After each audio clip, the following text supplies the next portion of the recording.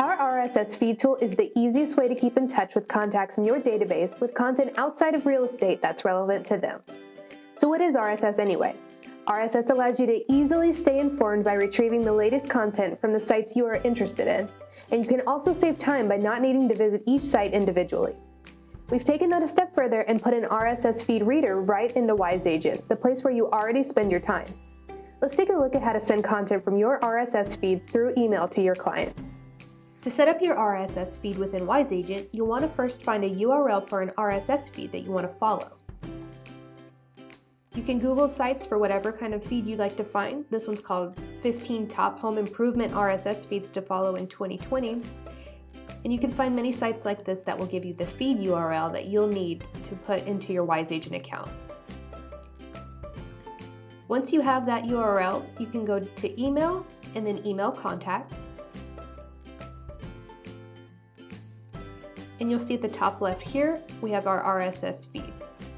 When you click on that, the feed will load, and it will show you all the feeds that you are currently following and a tool for adding new feeds. Simply hit the Edit Feed button and paste in the feed URL here. Once it's pasted, hit the Add Feed button. And once the feed is updated, you will be able to find the new feed at the bottom of your list.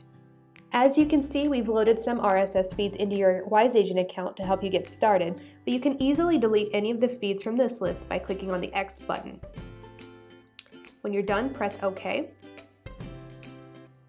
and your new feed will appear at the bottom. This will show all the most recent posts from that source. If you want to send out an article from your feed, just click on the green email icon next to the article. This will open up your email contacts page with the article in the body of the email. You can add a note to it, change the formatting, and preview how it will look with your branding.